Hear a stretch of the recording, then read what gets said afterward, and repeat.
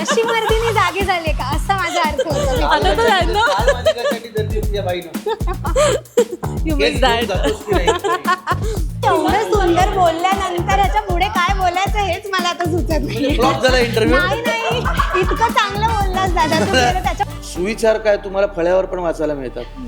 ते तुम्ही पाहायला थिएटरमध्ये जाता नाही. माझ्या मनात माझ्या नजरेत त्या माणसाबद्दल नेहमी एक वेगळा रिस्पेक्ट आणि तो कायम राहणार आहे. की काय मराठी कलाकार दरिद्री दरवेळेला चित्रपट आला की भिका मागितल्यासारखे चित्रपट बघा मग बरा बनवा ना तुम्ही चित्रपट आम्ही बघू वगैरे. प्रार्थना तू याआधी जर्नलिस्ट होतेस आणि मला वाटतं इतकी सगळी छान छान मंडळी आहेत बरोबर, तर आज तुला त्यांना एक प्रश्न विचारायचा असेल तर काय विचारशील? कहीं दूर जब दिन ढल जाए सांझ की दुल्हन बदन चुराए मेरे ख्यालों के आंगन में कोई सपनों के दीप जलाए. खूप छान ॲक्टर परफॉर्म करत असला ना की आपण त्याच्या डोळ्यात हरवतो. एखाद्या माणसाची वृत्ती असते की काही म्हणजे त्यांना म्हणजे मोगऱ्याचा सुगंध सुद्धा ते आहे ग मोगरा असं असं असं घेतात. मला किती मजा आली बघ ना, किती वर्षांनंतर एक तो मॅम तुम्हाला हा प्रश्न आहे की नमस्कार, मी मधुरा शिराई आणि कलाकृती मिळणार तुम्हा सगळ्यांचं मनापासून स्वागत आहे. लवकरच मोठ्या पडद्यावर एक नवी कोरी फिल्म आपल्या भेटीला येते जिचं नाव आहे मर्दिनी आणि मर्दिनीच्या निमित्ताने सगळी कास्ट आहे माझ्याबरोबर. नमस्कार. नमस्कार. कसे आहात? एकदम छान. तुमच्या या अत्यंत सुंदर उत्साही सुरामुळे आणखी मजा. आणि खूपच कमाल झाला टीजर. म्हणजे प्रार्थना मला वाटतं तो जो एक लुक आहे जे डोळ्यामध्ये जे भाव लागतात मला वाटतं ते त्या आम्हाला दिसतंय टीजरमधून. आणि कायम मला वाटतं डोळे तर सुंदर आहेतच तुझे, पण कायम त्याबद्दलही बोललं जातं की कोणतीही गोष्ट कोणतीही एक्सप्रेशन्स जेव्हा डोळ्यामधून जास्त ते भाव येतात तेव्हा ते खूप जास्त रिलेटेबल वाटतं, राईट? तुला कसं वाटलं टीजर? तुला सांगू हे तुझ्याकडनं येतं आहे की ते आम्हाला आवडतंय, आम्हाला बघावंसं वाटतंय, त्या डोळ्यातनं ते भाव दिसत आहेत. इथे आय थिंक मी जिंकले. हेच मी करायचा प्रयत्न करत होते आणि करते अजूनही, आणि ते लोकांपर्यंत पोचतंय. तुम्हाला ते आवडतंय, तुम्ही ते एक्सेप्ट केलंय की नाही ही मे बी डोळ्यातनं एक्सप्रेस करू शकते आणि हे तुम्हाला जाणवतंय. आय थिंक मला मिळालंय जे मला हवंय ते. दीप्तीताई, निर्मिती आहे या सिनेमाची आणि मला वाटतं सनई चौघडे एक अशी फिल्म होती ज्याच्यामध्ये समाजामध्ये एक नवीन पायंडा रचला, ज्या फिल्मनी मला वाटतं की समाजामध्ये काय गोष्टी असं ना एक टॅबू असतो किंवा काही गोष्टी ठरवून टाकलेल्या असतात लोकांनी आपल्याच की नाही हे असं म्हणजे बरोबर आणि असं म्हणजे चुकीचं, ते त्या फिल्मनी मोडून काढलेलं की ॲक्सेप्टन्स काय असतो हे दाखवलं. आणि आता मला वाटतं मर्दिनी तोही एक वेगळा पायंडा रचणार आहे. तर मला ऐकायचं आहे की मर्दिनीची सुरुवात कशी झाली किंवा या फिल्मची निर्मिती करावी किंवा असा एक विषय घ्यावा हे कधी ठरलं? आधी तर गोष्ट फिल्मची ती आवडली खूप. म्हणजे बेसिक वॉज दॅट की ती गोष्ट खूप आवडली. आणि मग त्या कॅरेक्टरच्या ज्या लेयर्स आहेत आणि तो जो ग्राफ आहे की एक अशी simple from a simple lady to what happens to her at the end आणि what she becomes. I think तो ग्राफ आम्हाला खूप आवडला आणि ज्याच्यावर काम करता करता तो ग्राफ खूप सुंदर बनला अजून ते दॅट फेल्ट व्हेरी नाईस. मग प्रत्येक you might find us very energetic is also because film करतानाही आम्हाला तेवढंच एनर्जेटिक वाटत होतं all throughout. So that was the reason we decided to make this film. And who better than Prarthana to hem it? And who better than Jeetu and Abhijit to play the other important characters in the film.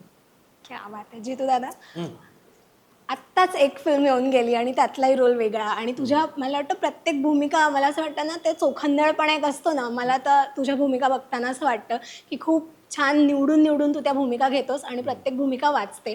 पण ना एखादी भूमिका स्वीकारताना त्यामागे खूप गोष्टी असतात. मग दिग्दर्शक कोण आहेत, निर्माते कोण आहेत, स्क्रिप्ट कसं आहे, को आर्टिस्ट कोण आहेत, ह्या पण गोष्टींचा विचार केला जातो. मर्दिनीचं स्क्रिप्ट पाहिल्यानंतर हो म्हणण्यामागे ह्या सगळ्या कारणांमधलं एक मोठं कारण काय होतं? सर्वप्रथम माझा निकष हा असतो ऐकत असताना वाचत असताना हे मला पाहायला आवडेल का, एक गोष्ट. दुसरा निकष हा माझ्या कुटुंबियांना पाहायला आवडेल का.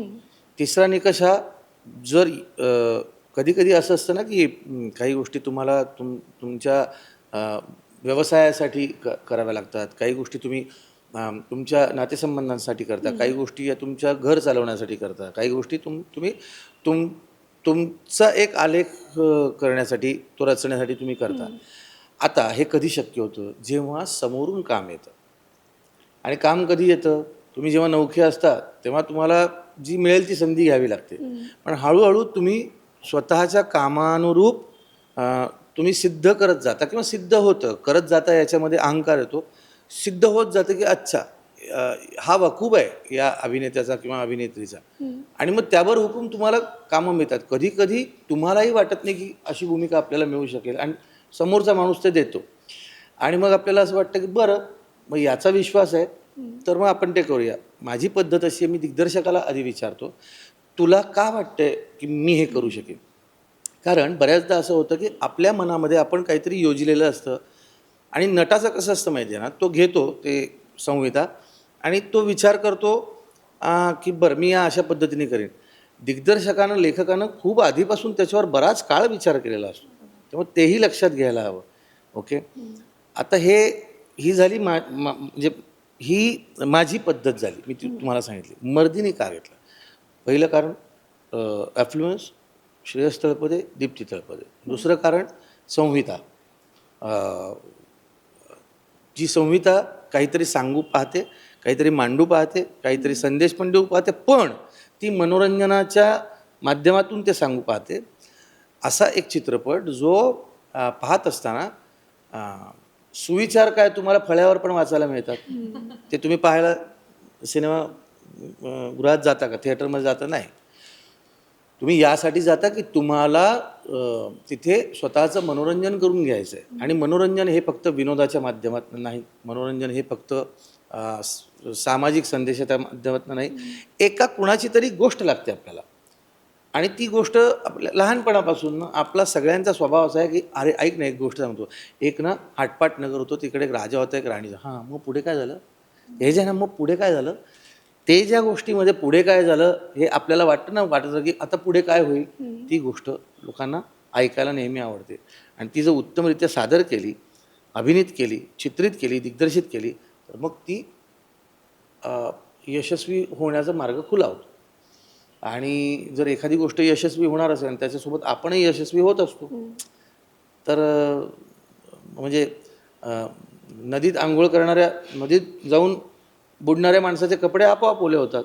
तर तसं आहे ते की मी आपोआप जर ही यशस्वी होणार असेल याची मला खात्री असेल, तर मी त्या माध्यमातून यशस्वी होतो. इतकं साधं उत्तर क्या आहे. बात आहे. प्रार्थना, श्रेयस सरांची फॅन, तिथून तो प्रवास आला मालिकेपर्यंत, लीड म्हणून मालिकेत त्यांच्याबरोबर काम करायला मिळालं, कट टू आता त्यांच्या फिल्ममध्ये काम. बापरे, हा प्रवास मला वाटतं तुझ्यासाठी हे खूप जास्त कमाल गोष्ट आहे. आणि हे खूप मला वाटतं स्वप्नच असेल तुझ्यासाठी. सो मी जसं तुला मगाशी म्हटलं की टीझरमध्ये ते तुझ्या डोळ्यातून दिसतंय, आणि त्या मालिकेच्या वेळेस सुद्धा कारण तुला निवडण्यामागचं हेच होतं की तो भाव, ते ममत्व तुझ्या डोळ्यातून दिसतं असं त्यांना वाटलं, आणि म्हणून तुझं कास्टिंग झालं त्यासाठी. आणि मला वाटतं आत्ता समाजामध्ये जे काही सुरू आहे, किंवा एखादी मुलगी, बायको घराबाहेर पडल्यानंतर तिच्या नवऱ्याला किंवा आईवडिलांना जी एक भीती असते की आपली मुलगी सेफ येईल ना, हे मला वाटतं मर्दिनीच्या त्या टीझरमधून एक तुझ्या डोळ्यामधली ती भीती दिसते. सो तुझं मर्दिनीमधलं कॉन्ट्रीब्युशन काय आहे? तो रोल तुझ्यासाठी काय आहे? खूप मला अजून आठवतं आहे की मला जेव्हा विचारलं होतं ना, तेव्हा मी फर्स्ट रीडिंगला तू पण होतास का रे? आपण तिथे होतो, सरांच्या घरी सगळे बसलो होतो. आणि तेव्हा मी विचारलं सरांना, म्हटलं मीच का तुम्हाला मी का दिसली, का वाटतंय की हे मी करू? मी हे का विचारायचं मागचं रिझन, अगेन जसं तू सुरुवात केली की एक फॅन होती, त्यानंतर त्यांच्याबरोबर काम केलं आणि आता ते प्रोड्यूस करणार होते. तर मला असं वाटलं की हे माझ्या मनात, माझ्या नजरेत त्या माणसाबद्दल नेहमी एक वेगळा रिस्पेक्ट, आणि तो कायम राहणार आहे. सो मला पहिला प्रश्न इथे होता की जस्ट बिकॉज मी तुमच्याबरोबर काम केलं आहे, तुम्ही मला ओळखतात, आपण म्हणून मला कास्ट करताय, तर असं नाही आहे ना. तर ही तुम्ही त्याच्यात पैसे पण टाकणार आहेत तुमचे, तर तुम्हाला तो म्हणजे खरंच तुम्ही कन्व्हिन्स्ड आहात ना की हे मी करू शकते, तर तुम्ही म्हणून मी करते ना. सो हा पहिला प्रश्न होता. सो तेव्हा त्यांचं म्हणणं, का अजय सरांचं म्हणणं हेच होतं की आम्हाला अशी प्रार्थना दिसली नाही आहे कोणाला आणि आम्हाला माहिती आहे, आम्हाला तो कॉन्फिडन्स आहे की तू तशी दिसू शकते. सो मला असं वाटतं त्यांनी तो कॉन्फिडन्स माझ्यावर ठेवला आणि म्हणून मी तो दाखवला त्यांनी मला की तू ते करू शकते. आणि म्हणून मग मला ते आणखीन एक आपण म्हणतो ना की करायची एक वेगळी हिंमत आली की नाही मी करीन, ते हरकत नाही. आणि I know it is very, म्हणजे तुम्ही जेव्हा सिनेमा बघाल तेव्हा तुम्हाला कळेल की त्या कॅरेक्टरला पण इतके ग्राफ आहे, म्हणजे त्याचा ग्राफ इतका वेगळा आहे आणि त्याला इतके शेड्स आहेत. परफॉर्म करायला खरं तर खूप अवघड होतं, खूप जास्त होतं. पण माझ्या डिरेक्टर सर खूप क्लिअर होते, त्यांना काय हवं आहे काय नको आहे. मी इनफॅक्ट थोडं कधीतरी वेगळं करायचा प्रयत्न केल्यावर ते मला म्हणायचे नाही हे मला नको आहे, हेच मला हवं आहे आणि अशाच पद्धतीने हवं आहे. So he was very clear. Shreyas sir होते तिथे मला सांगायला, म्हणजे एक ॲक्टर म्हणून पण, नॉट जस्ट प्रोड्युसर म्हणून, एक ॲक्टर म्हणून पण मला कळत नव्हतं, सुचत नव्हतं की इथे मी काय वेगळं करायला हवं. तर ते तिथे असायचे सांगायला की असं नाही असं घे. तर मला असं वाटतं की त्यामुळे जे काय केलं आहे ते सगळ्यांच्या मदतीने. आणि मला असं वाटतं की एक ॲक्टर म्हणून कसं असतं की आपण जेव्हा परफॉर्म करतो ना तेव्हा समोरून पण आपल्याला ते मिळायला हवं, तरच आपण ते करू शकतो. तर माझ्या आजूबाजूला तसे ॲक्टर्स पण होते की ज्यांनी मला नेहमी मदत केली की मी कुठे चुकत होते, माझं मराठी स्पष्ट नव्हतं का, मी कुठेतरी मी चुकायचे तर अभिजित होता, तो सांगत होता की असं नाही असं घे. जितू सरांच्या परफॉर्मन्सच्या वेळेला असं होतं की माझी त्यांचा आणि माझा पहिलाच सीन होता ज्याच्यात मला खूप बोलायचं होतं आणि एक 10 वाक्य मला श्वास न घेता बोलायचे होते, पटपट पटपट पटपट पटपट. आणि समोर जितू सर होते, मला माहिती आहे की आणि काय ना, खूप छान ॲक्टर परफॉर्म करत असला ना की आपण त्याच्या डोळ्यात हरवतो. सो मला कुठेतरी झालं की मी जितू सर परफॉर्म करताना मी विसरणार तर नाही ना माझे डायलॉग, आणि ते इतकं छान परफॉर्म करतात की नंतर मला खूप बोलायचं आहे, मग मी ते कसं करेन. मी इतकं प्रिपेअर करून गेले होते, मी इतके ते वाक्य पाठ करून गेले होते. तर मला असं वाटतं की मला समोर तिथून जितू सरांनी तेवढं कम्फर्ट केलं की नाही नाही तू कर, तू छान करतेस. म्हणजे पहिले मी चुकले जरा की सर सॉरी तर ते म्हणाले नाही ओके होतं असं, आणि तू ॲक्टर आहेस काय नाही, तू मस्त करतेस, छान करतेस, कर. सो ही ताकद देणं आणि हे सांगणं, आणि म्हणून आय थिंक मी ते परफॉर्म करू शकले. सो जी काय मर्दिनी तुम्हा सगळ्यांना दिसेल ती आय थिंक माझी टीम आहे जिने मला मर्दिनी बनवलं. नाही सर नाही. पण या म्हणून आय थिंक ते तुम्हाला दिसेल आणि ते होपफुली आवडेल. डेफिनेटली. अभिजित, RJ पासून जो प्रवास सुरू झाला त्यानंतर मी होणार सुपरस्टार किंवा म्हणजे जो शो होता त्यातून तुला ओळख मिळाली, त्यानंतर निवेदक म्हणून आमच्या भेटीला आलास, मालिका केली, सिनेमा, आत्ताही तुझा एक सिनेमा येऊन गेला. कट टू आता ह्या इतक्या सगळ्या मोठ्या कास्ट बरोबर काम करतोयस तू. सो हा एक अनुभव कसा होता? कारण का मला वाटतं तुझ्या करिअरमधला प्रत्येक टप्पा हा तुझ्यासाठी कमालच होता, कारण ते तुझं प्रत्येक काम वाजलं, प्रत्येक काम आमच्यासमोर खूप छान पद्धतीने आलं. तर ह्या सगळे कास्ट बरोबर काम करण्याचा तुझा अनुभव कसा होता? ते आता आणि त्यात पोलीस, म्हणजे ती वर्दी अंगावर घालणं, मला वाटतं हे स्वप्न होतंच आणि हे खूप कमाल गोष्ट आहे. आत्ता सहज तुझ्या बोलण्यामध्ये एक फ्रेज आली जी आपण सहजपणे वापरतो की कट्टू अमुक, कट्टू इथून तिथे. तर हे बोलताना जितकं सहज वाटतं ना त्याच्याहून खूप या मोठ्या कट्टूमध्ये struggle किती च्या वर्षांचा प्रवास असतो ना ते प्रत्येकाचं वेगवेगळं गणित असतं. त्यामुळे दिसताना ते किती कट्टू दिसत असलं तरी अनेक कटकटींमधून येऊन तुम्ही तिथे पोहोचलेले असता. सो हा प्रवास तू जसं सांगितलंस, या सगळ्या प्रवासामध्ये एक गोष्ट कॉमन होती, ती म्हणजे भले RJ असेन मी, निवेदक असेन, मी आतून एक अभिनेता म्हणूनच काम करत असतो. जेव्हा एखादा निवेदक तुमच्यातला आणि प्रेक्षकांमधला दुवा ठरत असतो की आता बघा तुमच्यासमोर असा नृत्याविष्कारी येणार आहे, तेव्हा माझ्या घरी काय आत्ता मी कटकट करून आलोय, दुःख झालंय, रस्त्यात भांडण करून आलोय, हे माझ्या चेहऱ्यावर दिसता कामा नये. किंवा रेडिओमध्ये सुद्धा आपण त्याला थिएटर ऑफ माइंड म्हणतो. रेडिओवर बोलत असताना अरे आज काय कमाल दिवस आहे, आता तुम्हाला असं गाणं ऐकवतो ना मी की तुमचा दिवस अजून मजेत जाईल, पण माझा दिवस कदाचित फार दुःखात गेलेला असेल. पण ते चेहऱ्यावर आणता येत नाही कारण तुमच्यातला अभिनेता ते तुम्हाला तसं करण्यापासून रोखतो. सो अभिनयच करण्यामागे माझा खूप कल होता. माध्यमं वेगवेगळी मी ट्राय केली, प्रत्येकामध्ये काही ना काही माझ्या बाजूनं सर्वोत्तम करायचा प्रयत्न केला. ते कट्टू आता या चित्रपटामध्ये इतक्या कलाकारांबरोबर काम करतोय तर आनंद प्रचंड आहे. कारण काय होतं, आपण बरोबर करतोय ना याचे काही ठोकताळे नसतात. त्याला कुणी सांगणारा एक गॉडफादर नसतो किंवा माझ्या आयुष्यात नव्हता किंवा ना मी त्याचं तसं शिक्षण घेतलं होतं. सो जेव्हा मी जितेंद्रला बोलताना ऐकतो, जेव्हा मी श्रेयस सरांना काहीतरी करताना बघतो, त्यावेळेला किंवा इवन प्रार्थना आम्ही बरोबर सुरुवात जरी केली असली तरी एखादी गोष्ट ती करते, माझ्यापेक्षा जास्त चित्रपट केले असतील, जास्त वेगळे अनुभव असतील, तेव्हा ना एक खात्री पटते की हां बरोबर, हां I am on the right track. So त्यामुळे अशा सगळ्या अनुभवी कलाकारांबरोबर काम करताना जे आपल्यालाही तितकंच चांगला मित्र मानतात, त्यांच्याबरोबरचं एक तुमचं ट्युनिंग असतं, फार आनंद वाटतो. मर्दिनीसारखा विषय सोपा नाही आहे. अजय मयेकर, दीप्ती तळपदे किंवा श्रेयस तळपदे जेव्हा ठरवतात की या चित्रपटावर या या कथेवर आपण चित्रपट बनवू, तेव्हा तो वरवर सांगताना जितकं सोपा वाटतोय त्याच्यामागे खूप चॅलेंजेस आहेत, फार बारीक बारीक गोष्टी आहेत की आपल्याला हे नाही दाखवायचं आहे, आपल्याला या पद्धतीनं ही कथा समोर आणायची आहे. तर याचा भाग होताना मनातून फार आनंद होतो. आणि दुसरा मोठा आनंद हा असतो की आपण त्याच्या लायक आहोत असं त्यांना थोडंसं तरी वाटलं. बाकी तुमची भूमिका प्रेक्षकांना आवडेल, तुम्ही त्याला न्याय दिलाय नाही दिलाय, त्या सगळ्या टिपिकल गोष्टी होतील, त्याच्यावरचे रिव्ह्यूज येतील. पण हा जो प्रोसेस किंवा या प्रवासाचा आनंद असतो ना, तो फार महत्त्वाचा असतो.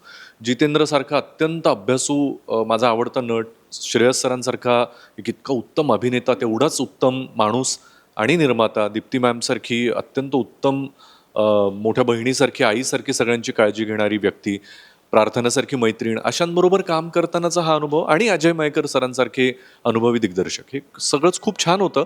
आणि आता उत्सुकता आहे 3 जुलैची. क्या बात आहे. बरं, तुम्हा दोघांसाठी हा प्रश्न आहे खरं तर, कारण का दोघं जण पोलिसांची भूमिका करतायत. मला सांगा, पोलिसांचं काम असतं एखाद्या गुन्हेगाराला शोधणं किंवा डिटेक्टिव्ह मागे लावणं किंवा असं काही शोधकार्य थोडक्यात.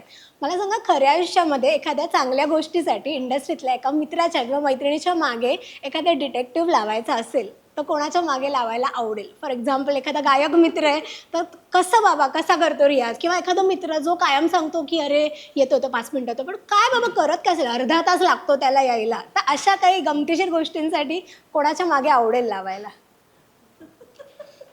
आत्ता हयात असलेल्या, कारण जे गेले त्यांच्या मागे नको जे आहे त्याला जावं लागेल त्यांच्या. ना, तो परत भेटणार नाही. एखादा गेलेल्या व्यक्तीच्या मागे डिटेक्टिव्ह लावायचं असलेल्याच. कोणाच्या मागे लावावा डिटेक्टिव्ह? तुला तुला सुचलाय? दोन व्यक्तींच्या मागे आपण मर्दिनीच्या निमित्तानं भेटलोय म्हणून तसे बरेच जण आहेत ज्यांच्या मागे डिटेक्टिव्ह काय मलाच जावं असं वाटेल. पण जितेंद्र जोशी आणि श्रेयस तळपदे, अरे बापरे. खरंच जितेंद्र जोशी सारखा ओपन बुक सारखा, ज्याला आपण म्हणतो ना his life is like a open book, किंबहुना तसं दाखवतो तरी तो, पण तो आतमध्ये त्याचा काय अभ्यास असतो, तो घरी जेव्हा त्याच्या झोनमध्ये असतो त्याला, हो म्हणून तेच बघायचं आहे ना, पण की ती प्रोसेस बघायला मला फार आवडेल.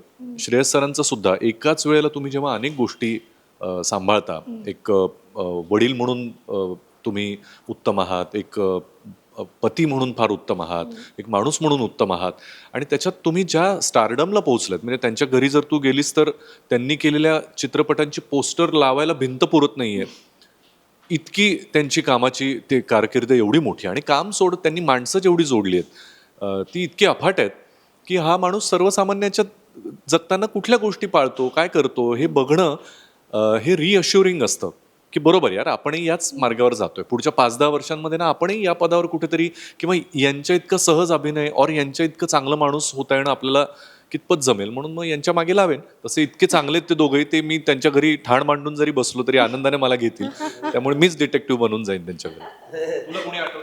मला असं वाटतं की एक तर जे माझे मित्र आहेत तर त्यांच्या मागे डिटेक्टिव्ह लावायची गरज नाही, कारण ते माझे मित्र याचसाठी आहेत की त्यांच्याविषयी मला सगळं माहिती आहे. एक गोष्ट. पण जे मित्र नाही आहेत आणि म्हणजे असं अंतरंगात कोणाच्या शिरता येत नाही, कारण माणसाला स्वतःच्याच अंतरंगात, म्हणजे मला असं वाटतं मी जितके कवी आहेत ना आता, म्हणजे आपला वैभव जोशी आहे, संदीप खरे आहे, गुरु ठाकूर आहे, यांच्या मागे अजय अतुल, मला अजयच्या आणि अतुलच्या डोक्यामध्ये जाऊन कुठून, सूर तर 7च आहे, हे कुठून येतं, अरेंजमेंट त्यांची कुठून येतं हे सगळं, किंवा वैभव जोशी सातत्यानं कशी अशी कविता लिहू शकतो की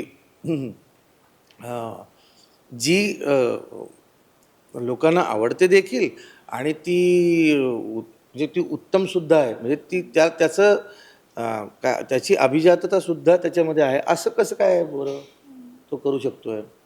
संदीप खरे इतकी वर्ष कविता कशी काय करू शकतोय? ते काही श्वास घेणे इतकं सोपं नाही ना. आपोआप मिळतोय ना आपोआप धडधड चालू आहे म्हणून फुकटच आहे ते म्हणून घेतो तो आपण ना. त्याला पैसे पडले असते तर पण याला कसं काय सुचतं बुवा? तुला सुचतं नाही म्हणे मला सुचतं. हो, म्हणजे तू जेव्हा बोलतो तेव्हा आम्ही असेच ऐकत असतो. हो की मला नाही? याच्यावरचा एक डिटेक्टिव्ह खूप मोठा होऊन गेला. त्यांचं नाव कवी योगेश, गीतकार योगेश.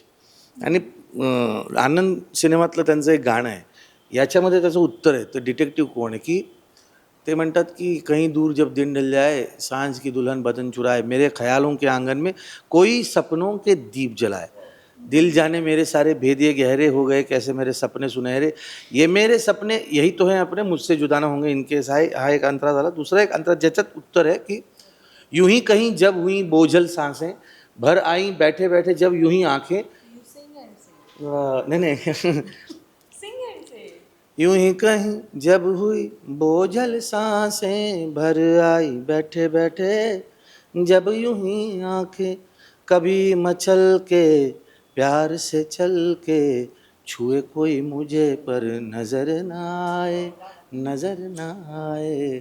तर हे छुए कोई मुझे पर नजर ना आए ही प्रतिभा आहे. मला वाटतं की ती ती तुम्हाला दिसणार नाही. ती कुठेतरी आहे अशी. जसं आहे ना निराकार आहे ईश्वर, तो दिसत नाही. पोएट्री पण तशी आहे, संगीत पण तसं आहे. आणि डिटेक्टिव्ह तसंच असतं. हां? आणि डिटेक्टिव्हनी पण तसंच असावं. मला तर वाटतं तो जो कर्ता करविता आहे किंवा ती जी कर्ता करविती आहे तो तेच डिटेक्टिव्ह आहे. ते सगळं तेच करतात. आपण कलाकाराचं म्हणजे ना मी एका कुठल्या तरी माझ्या एका कवितेमध्ये असं म्हटलं होतं की कवी आणि शास्त्रज्ञ यांना खूप प्रश्न पडतात कवी आणि शास्त्रज्ञांना. शास्त्रज्ञ उत्तराच्या मागोमाग जाऊन शोध लावतो आणि कवी मात्र प्रश्नामागोमाग अलगद निघून जातो. लहानपणी बासरीवाल्याच्या मागोमाग जसे आपण निघून जायचो गावाच्या वेशीबाहेर, तसा कवीसुद्धा निघून जातो प्रश्नांच्या मागोमाग वेशीबाहेर गावच्या आणि स्वतःच्याही वेशीबाहेर जाण्याचं. ते आम्ही कसे आहेत ना, आम्ही डिटेक्टिव्ह आम्ही शोध लावता होता हरवणारे डिटेक्टिव्ह यु नो. म्हणजे एवढं सुंदर बोलल्यानंतर ह्याच्या पुढे काय बोलायचं हेच मला आता सुचत नाही. फ्लॉप झाला इंटरव्ह्यू. नाही इतकं चांगलं बोललास दादा तू. त्याच्या पुढे मी काय बोलू हेच मला सुचत नाही. नाही काय नाही बोलत. काही वेळेला त्याच्या पुढे हे बोलायचं की 3 तारखेला 3 जुलैला मर्दिनी फिल्म थिएटर्स मध्ये येते. Please do watch. ती बघा म्हणजे मध्येच जाऊन बघा. हा थिएटरमध्ये हो अर्थातच. म्हणजे कारण यांनी ते शूट करण्यासाठी ज्या काही गोष्टी आहेत, चांगला निर्माता जगला तर एका चित्रपटात जवळजवळ 150-200 लोकांचं त्या कालखंडापुरतं घर चालत असतं. आणि गंमत म्हणजे फक्त चित्रपट चालला तर निर्मात्यालाच पैसे नाही मिळत, ते थिएटरमध्ये त्या चित्रपटगृहामध्ये काम करणारी जी माणसं असतात त्यांची घरं चालत असतात. एक सॉरी म्हणजे याच अनुषंगाने एक मला सुचलं. मी मध्ये ना 1-2 अशाच प्रमोशनल इंटरव्ह्यूजला मराठी चित्रपटांच्या बघत असताना काही ट्रोलर्सने फार घाणेरड्या भाषेमध्ये त्याच्यावर लिहिलं होतं की काय मराठी कलाकार दरिद्री, दरवेळेला चित्रपट आला की भिका मागितल्यासारखे चित्रपट बघा, मग बरा बनवा ना तुम्ही चित्रपट, आम्ही बघू वगैरे. मग हिंदीशी तुलना, दाक्षिणात्याच्याशी तुलना. तर या निमित्तानं पुन्हा एकदा आम्ही जेव्हा म्हणतो निर्माता जगल्यावर अमुक, मग थिएटरमध्ये गर्दी करा आणि मग मराठी चित्रपटांना तुम्हीच संजीवनी देऊ शकता, याच्यामागे कुठली भीक नाही आहे. म्हणजे आम्हीच नाही, आमच्या आधीचे याच्या पुढचे पण इंटरव्ह्यूज तुम्ही या माध्यमातून इतर माध्यमातूनही बघत असाल. मला अभिमानानं सांगावंसं वाटतं की आत्ता चित्रपटगृहात जाऊन बघा, देऊळ बंद 2, तुंबाडची मंजुळा बॅक टू बॅक चालू आहे आणि या वर्षातल्या पहिल्या 6 महिन्यांमध्ये कोटीच्या कोटी कमाई केलेली आहे. हे मराठी प्रेक्षकांमुळेच शक्य झालंय. त्यामुळे ही भीक नाही, हे प्रेमाचं आवाहन आहे, ही प्रेमानं घातलेली साध आहे आणि ज्याला मराठी प्रेक्षक येतात. त्यामुळे मर्दिनीबद्दलही बोलताना मला अभिमानानं सांगावंसं वाटतं की आज जेव्हा आम्ही अशा इंटरव्ह्यूजमधून, गप्पांमधून जेव्हा तुम्हाला साथ घालतो, तर म्हणजे अगेन त्या 1-2 ट्रोलर्सला तर आम्ही खिचगंटीतही धरत नाही. त्यांनी घरी बसून त्यांना आवडेल ते बघावं. I wish them their kind of entertainment. पण तुम्हाला जर सर्वोत्तम मनोरंजन हवं असेल, चांगला चित्रपट, चांगली कथा, चांगल्या लोकांनी चांगल्या इंटेन्शनने बनवलेलं काहीतरी, तर तुम्ही चित्रपटगृहात या, तुम्हाला नक्की आवडेल याची आम्ही खात्री देतो. आणि अभिजित, मला एक गोष्ट नमूद करावीशी वाटते. एखाद्या माणसाची वृत्ती असते की काही म्हणजे त्यांना म्हणजे मोगऱ्याचा सुगंध सुद्धा ते असं आहे ग मोगरा असं असं असं घेतात. मराठी चित्रपटांचा जर आपण सगळ्यांनी इतिहास जर पाहिला आणि जर नीट पाहिला तर मराठी प्रेक्षक जो आहे, जो सुजाण आहे, तो चांगल्या चित्रपटाला गर्दी करतोच बरं का. कधी कधी असं होतं की चित्रपट त्या वेळेला काही कारणं असतात, काही घटना असतात. जसं व्हेंटिलेटर उत्तम चालला होता पण डिमॉनिटायझेशन झालं आणि नोटबंदी आली आणि नाही तो चित्रपट तेव्हा, पण मग तो नंतर काकण त्यावेळेला नाही चाललं, नंतर लोकांनी तो उचलून धरला. मुद्दा असा आहे की आज न उद्या चांगली गोष्ट ती उचलली जाणारच. फक्त एकच गोष्ट आहे की जे म्हणतात ना की आम्ही का पैसे खर्च करायचे, अर्थात तो तुमचा पैसा आणि कला ही प्रेक्षकाभिमुख आहे, प्रेक्षक राजा आहे. तो नाही आला तर त्याची मर्जी आहे, येणार येणार नाही येणार नाही येणार. तुम्ही चित्रपट बनवायला 14 वर्ष घ्या, तो चौथ्या मिनिटाला म्हणू शकतो मला नाही आवडलं, त्याचा तो अधिकार आहे. कारण तो पैसे देऊन ती जी कुठली माणसं पैसे देऊन येतात. परंतु हे म्हणणं की मी तिकीट देतोय ना, आम्ही तुम्हाला जगवतोय ना, असं नसतं. जेव्हा एखादा निर्माता चित्रपट करतो, कलाकार काम करतात, लेखक लिहितात, तुम्ही जेव्हा पैसे देतात तेव्हा तुम्ही भावना विकत घ्यायला नाही आहेत. तुम्ही त्या भावनेसोबत जोडले जाण्यासाठी ती भावना तुमच्या मनामध्ये किती जास्त आमच्याही आधी आहे ती पाहण्यासाठी तुम्ही तिथे येत असता. नाही आता ते हे जे निंबोडीच्या झाडामागे चंद्र झोपला ग बाई, आज माझ्या पाडसाला झोप का ग येत नाही. प्रत्येक आईला कविता येत नसते, पण त्या आई जोपर्यंत ती कविता त्या आईची होत नाही तोपर्यंत त्या कवितेलाही काही अर्थ नाही ना. ती कविता जिवंत होते कारण ती त्या माणसांची होते, कला जिवंत होते कारण जिवंत माणसं ती पाहत असतात.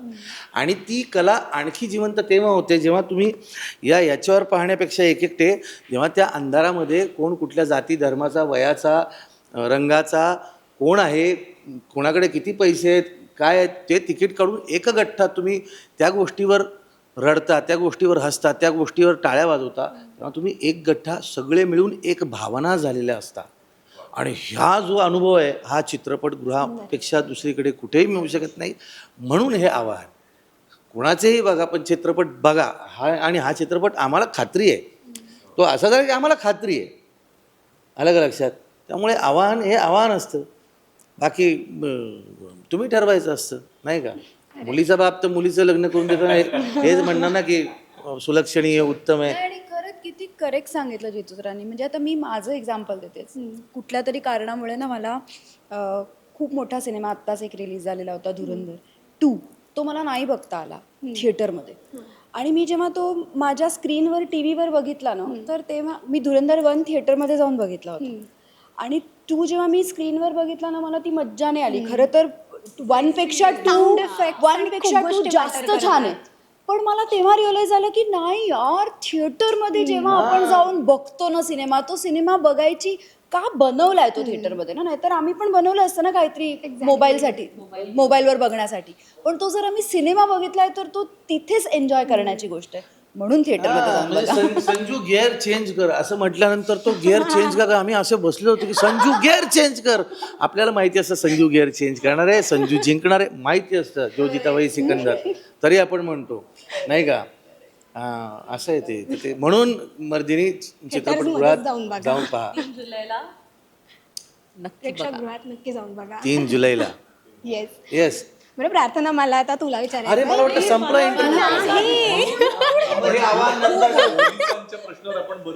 मला नाही, मला असं वाटलं की तुम्ही प्रत्येक प्रश्नानंतर तुम्ही सांगणार आहात म्हणून मी काही बोलले नाही.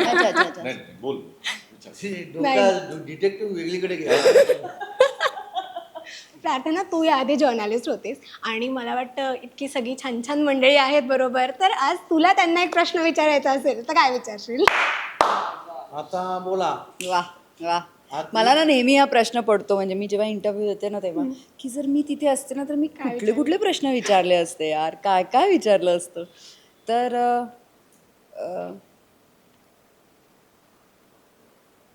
या सिनेमात शूट करताना सिनेमाचं नाव मर्दिनी, आपण जसं श्रेयस सर म्हणतात एक मर्दिनी मोमेंट आहे, तशी ह्या सिनेमा शूट करताना कुठची तुझी मर्दिनी मोमेंट होती? अवघड आहे. अनेक गोष्टी आता आपण चित्रपटातल्या सांगू नाही शकत.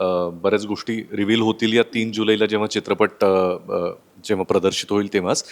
पण खरं सांगू का, माझं ना थोडं ऑड आहे. म्हणजे विनोदी नाटक बघताना पण प्रेक्षकांना जिथे हसू येतं त्यापेक्षा फार ऑफ जागांना मला हसू येतं, किंवा इमोशनल होतानाही तसंच आहे माझं, की अ, त्याने तिला मिठी मारली आणि लोकांच्या डोळ्यात टचकन पाणी, तर त्या मिठीतून बाहेर आल्यानंतर मला ती भावना माझ्यामध्ये येऊन मग हळूहळू असं होतं माझ्या बाबतीत. तर सांगायचा मुद्दा असा, हा चित्रपट जेव्हा मला ऐकवला तेव्हापासून ते शूटिंगपर्यंत सगळं सुरळीत पार पडलं. डबिंगच्या वेळेला जेव्हा आपण सीन डब करण्याच्या आधी, ज्यांना कल्पना नसेल त्यांना, आम्ही डबिंगला आवाज आमचा वापरतो तेव्हा एकदा सीन बघून घेतो की बाबा काय आहे, म्हणजे आपण कुठला मूड कॅरी करू शकतो, काय बदलू शकतो.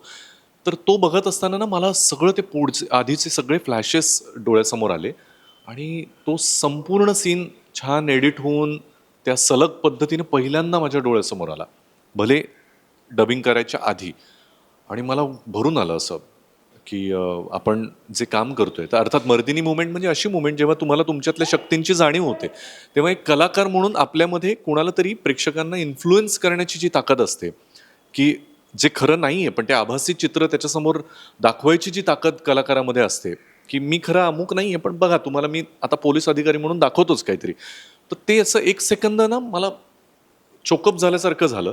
मला यांनी विचारलं पण काय परत एकदा बघायचं आहे का, म्हटलं नाही नाही छान आहे, चला करूया काम.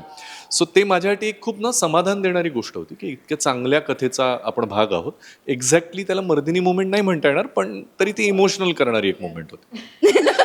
मला किती मजा आली बघ ना, किती वर्षांनंतर एक होती. सो मॅम, तुम्हाला हा प्रश्न आहे की खऱ्या आयुष्यात, म्हणजे इन रिअल लाईफ, आम्ही बघतोय तुम्हाला ते इतक्या वर्षापासून, तुम्ही आणि तुमचं श्रेयस सरांचं आणि तुमचं रिलेशन किती गोड आहे, सगळं छान आहे. पण खरी मर्दिनी तुमच्या लाईफमधली कोण आहे? तुम्ही आहात का श्रेयस सर, जी तुमच्या लाईफला कोणी देते? सध्या आता 8 वर्षाची आद्या हीच पुढे नेतीये. आणि सध्या तर तीच मर्दिनी आहे, म्हणजे रोज आम्ही काहीतरी वेगळं रूप बघत असतो तिचं. पण आय डोंट नो, जितू ना त्या दिवशी बोलला एका इंटरव्ह्यूमध्ये की ते दोघं जण नाही, ते एकच आहेत, यु नो. आणि I think with time, you know, with the camaraderie that we have, ते ते नाही असं डिफरन्शिएट करतायत, यु नो. आणि I think somewhere we taken it for granted, त्यामुळे we don't even know any more असं झालं आहे. I don't know how else to answer this question. ते एक कंपनीमध्ये फार सुंदर वाक्य आहे मौलाल सरांचं, 6 महीना साथ में रहा तो ये आदमी वो हो जाता है, वो आदमी ये हो जाता है. ते इतक्या वर्ष राहिले. जितू सर, तुम्हाला हा प्रश्न आहे. मी नेहमी ह्या तुम्ही बोलता तेव्हा मला असं वाटतं की हे तुम्हाला विचारू, आज मला विचारावं असं वाटतंय की खरं तर आम्ही जेव्हा मर्दिनी मर्दिनी म्हणतो, आम्ही एक स्त्रीबद्दल बोलतो, पण तुमच्यात ती, म्हणजे जे तुम्ही म्हणाला होता की आई ही एक व्यक्ती नाही आहे, पण एक वृत्ती आहे, तर ही तुमच्यात आहे, तुमच्यात ती खरी दडलेली आहे. तुम्ही एक आई आहात ॲक्च्युली खऱ्या रूपात, एक पुरुष म्हणून. तुम्ही त्याला कसं बघता? आणि जेव्हा तुम्हाला तुमच्या मुलीला मोठं करायचं आहे का आता, तेव्हा जेव्हा ती त्या वयात आहे, तेव्हा तुम्ही एक आई म्हणून तिला काय सल्ला द्याल? आई म्हणून हा सल्ला देईन की माझं नाही, आईचं ऐक. कारण मला वाटतं की मिताली ही जास्त समजूतदार आहे. मिताली ज्या पद्धतीनं तिला जेव्हा मोकळीक द्यायची तेव्हा मोकळीकही देते, जेव्हा तिला आटोक्यात ठेवायचं म्हणजे ते संगोपनाचाच तो भाग आहे. त्यामुळे मी म्हणेन की माझ्यापेक्षा तू स्वतःच्या आईचं ऐक रेवा. बाकी माझ्यामध्ये हे कुठून तयार झालं माहिती आहे का? मला असं वाटतं की आता ते कसं आहे ना, अनेकदा असं आपलं वय जे आहे कधी कधी असं वाटतं अरे वयापेक्षा जास्त काय शहाणपणा शिकवतो, पण तो शहाणपणा नाही, आपलं जितकं जास्त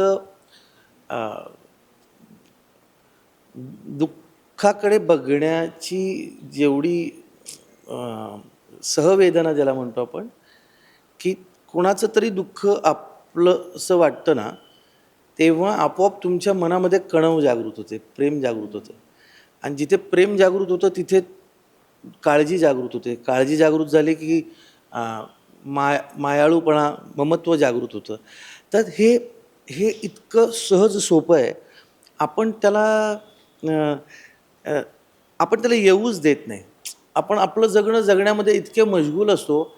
आणि आपण काही खरं सांगतो, एखादा माणूस जेव्हा मी बाकी कोणाबद्दल म्हणणार, मी माझ्याबद्दल, मी जर एखाद्या गोष्टी एखाद्या वेगळ्याच व्यक्तीसाठी काहीतरी करतो ना, तर ती माझी गरज असते म्हणून करतो. मला ते वाटतं की हे केलं पाहिजे है ना, तर ते ते माझ्या आतून आलेलं, ती माझी गरज असते म्हणून मी ते करतो. आता ही गरज निर्माण कुठे झाली असेल कदाचित, तर लहानपणापासून माझ्या आजीनं मला ज्या ज्या प्रवचनांना नेलं, जे जे मी ऐकलं, ज्या ज्या थोरा मोठ्या लोकांना मी ऐकत राहिलो, मग प्राचार्य शिवाजीराव भोसले असतील, बाबा महाराज सातारकर असतील, किंवा अशी असंख्य माणसं जी मी ऐकली, जी मी वाचली, जी मी पाहिली. माझ्या घरामध्ये, माझ्या मित्रमंडळींमध्ये, माझ्या मित्रांच्या आयांमध्ये, त्यांच्या वडिलांमध्ये मी फार एक कृपेचा डोह पाहिला, कृपावंत माणसं पाहिली, सच्छील माणसं पाहिली. तर त्यांच्यातलं कुठेतरी काहीतरी आलं असावं. आणि मला आवडतं, मला मला हे आवडतं म्हणून मी करतो. ही माझी गरज आहे. म्हणजे वात्सल्याची गाय गाभण झालीच नाही तरी तिच्या पाण्याला दूध कसे, तर ते ती गाय गाभण होते, मग तिला दूध येतं बछड्या. आपल्या सगळ्यांच्या मनामध्ये एक वात्सल्याची गाय आहे. ती फक्त ती समोरच्याची वेदना आपण घेतली आणि ती जाणवली ना, ती गाभण राहते आणि आपोआप मायेचं ममत्व किती छान, किती येतं.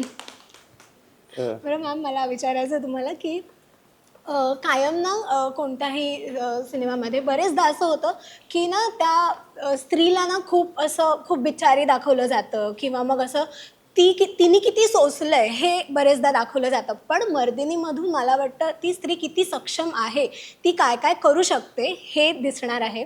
मला विचारायला आवडेल की खऱ्या आयुष्यामध्ये स्वतःमधली मर्दिनी जागी झाली आहे, असा एखादा अनुभव आला आहे का? आहे. I don't want to talk about it okay. Actually. तो तिनं ते सांगितलंय वेगवेगळ्या मुलाखतींच्या माध्यमातून. जेव्हा श्रेयसला हृदयविकाराचा झटका आला, त्यानंतर तिने जे काही केलं तोच तो अनुभव आहे. आणि तो आपल्याला अनेक त्याच्यावर विस्तारानं दोघंही बोललेले आहेत. त्यामुळे ते त्या भावनेशी तिला परत जायचं नाही आहे. ओके. नाही, माझ्या प्रश्नाचा अर्थ होता की कधी खऱ्या आयुष्यात कोणाला मारलंय अयो, किंवा अशाने अरे, तशी please. मर्दिनी जागी झाली, तशी मर्दिनी जागी झाली का, असा माझा अर्थ होता. आता तर आहे ना? काल माझी कशाने धरली होती या बाईनं? यू केस मिस घेऊन दॅट. जातोस की नाही? आणि केकच्या पिशवीमध्ये साबण कशाला ठेवलेत?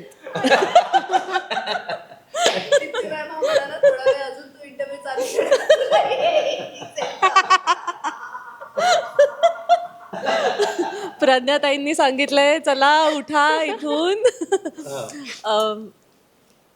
म्हणजे being a woman, being a girl, then being a woman, I think या आपल्या सगळ्यांच्याच लाईफमध्ये असे प्रसंग येतात.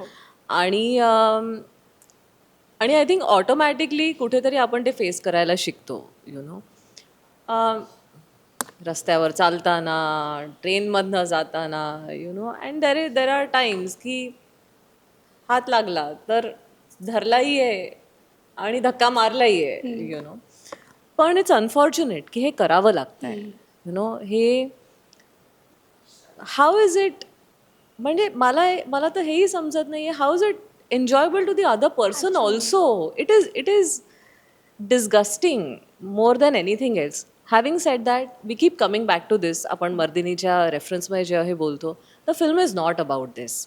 Okay, so I want to retreat, मला परत हे सांगावं असं वाटते की the film is not about this. Okay, ही एक वुमन एम्पॉवरमेंटची, म्हणजे जी बाई अगदी सिम्पल फॅमिलीमधनं आलेली, तिच्यावरती काही प्रसंग असे येतात, सर्कमस्टॅन्सेस असे होतात, त्याच्यामध्ये तिला तिच्या शक्तीची जाणीव कशी होते आणि ती कशी उभी राहते आणि ती किती ताकदीने उभी राहते.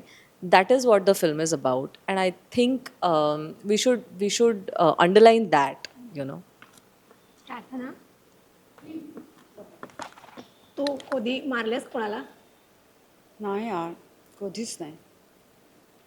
पण आय एम हॅपी की मी एक ॲक्टर म्हणून मला ते सगळं जगता येतं आहे. मी खऱ्या आयुष्यात कोणाला मारू नाही शकले, मे बी ते माझं, म्हणजे माझा तो स्वभाव नाही आहे. पण ॲक्टर म्हणून यु नो बाहेर तर पडतंच ना, कुठेतरी ते काढायचं आहे. तर ॲक्टर म्हणून मी ते यु नो त्या कॅरेक्टरमध्ये येऊन त्या सगळ्या भावना ज्या मी अदरवाईज बाहेर नाही काढू शकत, त्या सगळ्या येतात समोर आणि बाहेर काढल्यात. आता आय थिंक ते 3 जुलैला तुम्हाला कळेलच की मर्दिनी म्हणून मी काय काय फिलिंग्स माझ्या ज्या आत होत्या, ज्या मी कधीच प्रार्थना म्हणून बाहेर आणल्या नाही, त्या सगळ्या मी कशा बाहेर आणल्या आहेत. क्या बात आहे. आणि टीजर आलेला आहे, गाणं आलेलं आहे, आता ट्रेलरची उत्सुकता आहे. आणि ट्रेलर पाहिल्यानंतर मला वाटतं सगळ्यांना सिनेमा काय असणार आहे ह्याची जास्त उत्सुकता असणार आहे. सो या सिनेमासाठी आणि इतर तुमच्या सगळ्या प्रोजेक्टसाठी wish you all the very best. कायम छान छान भूमिकांमधून, छान छान प्रोजेक्ट्समधून आमच्या भेटीला येत राहा आणि पुन्हा पुन्हा इंटरव्ह्यूज करत राहू. Thank you so much. थँक्यू. आणि 3 जुलैला पाहायला विसरू नका मर्दिनी. येस. रसिका हो, कलाकृती मीडिया म्हणजे मनोरंजनाची लयलूट. मनोरंजन क्षेत्रातील किस्से व घडामोडींचा आस्वाद घेण्यासाठी कलाकृती मीडिया या यूट्यूब चॅनलला सबस्क्राईब करा आणि व्हिडिओ लाईक करा.